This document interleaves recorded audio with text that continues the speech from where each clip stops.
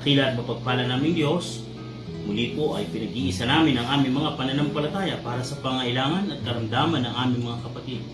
Dinginin mo kami at pagalingin sila, Panginoon. Ibangin mo sila sa balig ng karamdaman.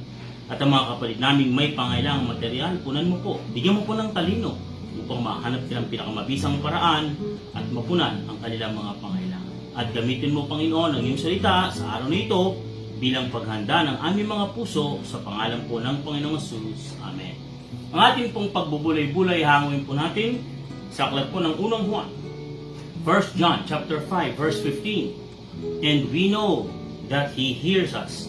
Whatsoever we ask, we know that we have the petitions that we desire of Him. At kung ating nalalaman na tayo dinidinig niya sa anumang ating hingin, ay nalalaman natin na nasa atin ang mga kahilingang sa Kanya ating hiningi.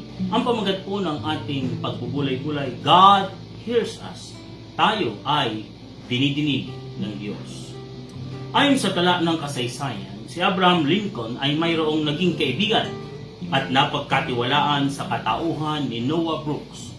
Noong 1862 ay nagsimula ang halos araw-araw na pakikipag-usap ni Abraham kay Noah. Si Ginoong Noah Brooks ay naging kawani ng Washington at ang kanyang tungkulin ay makinig lamang sa Pangulo ng Amerika. Siya ang tinaguriang Lincoln's Confidant. Ibig sabihin, ang lalaking ito ay walang ginawa kundi ang pakinggan lamang ang sinasabi ni Abraham Lincoln. Subalit naging mabisa at kapaki-pakinabang ang kanyang tungkulin ito. Siya ay tagapakinig lamang. Tulad din ang nais ipahiwatig at ituro ng sitas na ating pagbubulay-bulayan ngayon, malaking kagaanan, kasiguruhan, kapayapaan at kapanatagan na makatiyak na tayo ay pinakikinggan ng Diyos. Sa sulat ni Juan ay kapansin-pansin ang madalas niyang paggamit ng salitang inyong nalalaman. Sa unang Juan kabanatang 5, talatang 2, 13 hanggang 14. Higit pa sa talata ay sa talatang 15 ay inulit ng 2 beses ang salitang ito. Ang sabi, at kung ating nalalaman o nalalaman natin na, tila baga may pagbibigay diin na ating mapapanghawakan sa paniniyak na tayo ay napapakinggan ng Diyos. Ang ipinapahayag at ipinapaalam na katotohanan ng mga salita ng Diyos ay nagsasabing pinakikinggan tayo at napapakinggan tayo ng Diyos. Kailangan, ayon sa katotohanan ng salita ng Diyos, ibigyan diin ang bagay nito.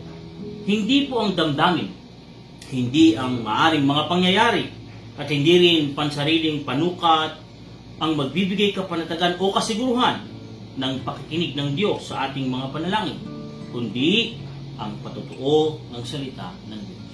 He hears us, or God hears us. Tayo ay dinidinig ng Diyos. Ano po ang paniniyak na ibinibigay ng salita ng Diyos na tayo ay Kanyang pinakikinggan? Una, sa pamamagitan ng Panginoong Hesus ay binuksan ang langit at ang luklukan ng Diyos. Roma kabanatang 8, talata 34. Sino ang hahatol? Si Kristo Jesus na namatay? Oo, yaong nabuhay na maguli sa mga patay na siyang nasa kanan ng Diyos. Siya namang namamagitan dahil sa atin. Ibig sabihin po nito, dahil kay Kristo, maaari na tayong pakinggan ng Diyos. Maaari nang makaabot sa Diyos ang ating mga dalangin.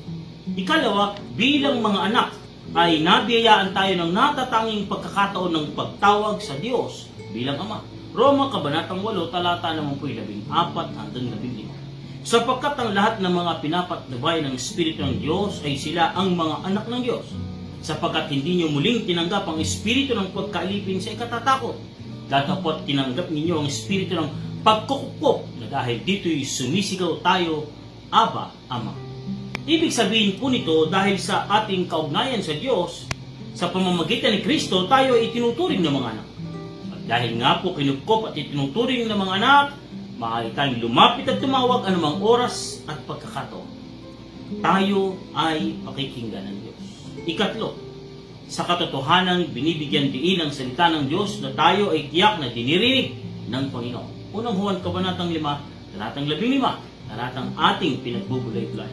At kung ating nalalaman na tayo dinidinig niya sa anumang ating hingi, ay nalalaman natin ng ibig sabihin. Ibig sabihin po nito, kapag umabot sa pandinig ng Diyos ang ating mga panalangin, ang magiging tugon nito o dito ay palagiang mabuti at ayon sa mapagbiyayang habag ng Diyos. Maliwanag po sa Hebreo 4, talata 16. Magsilapit nga tayong may pagkakatiwala sa luklukan ng biyaya upang tayo magsipagtamo ng awa at mga kasumpong ng biyaya upang tumulong sa atin sa panahon ng pangailangan.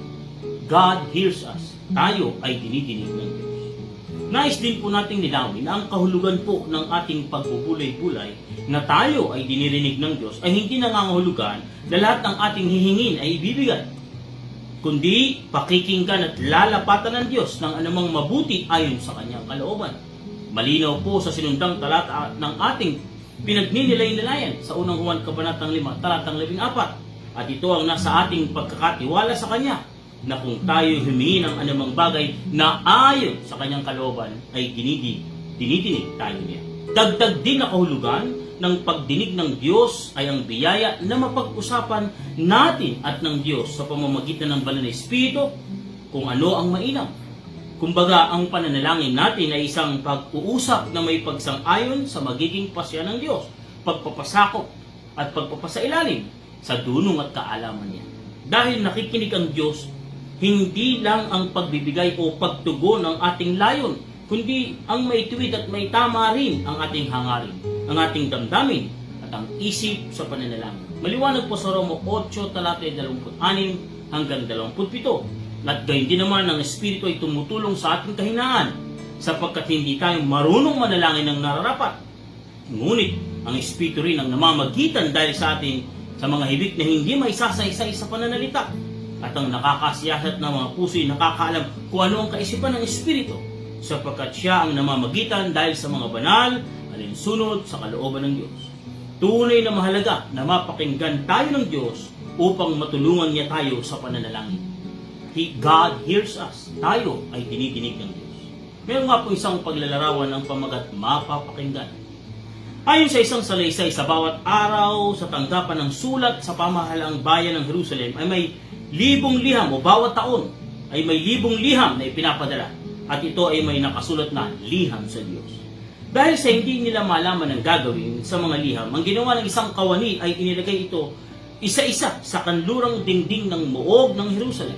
Nakasulat dito ang mga kahilingan simula sa hanap buhay, asawa, anak, mga kalusugan, kapatawaran at iba pa, at ang iba'y pagpapasalamat. Lahat ng sumulat ay umaasang mapapakinggan ng Diyos ang kanilang mga kahilingan. Ngayong umaga, sapat na sa ating mga puso at isip na matiyak na dinidinig o pinakikinggan ng Diyos ang ating panalangin. Dahil alam ng Diyos ang kanyang gagawin sa lahat ng ating mga hinaing.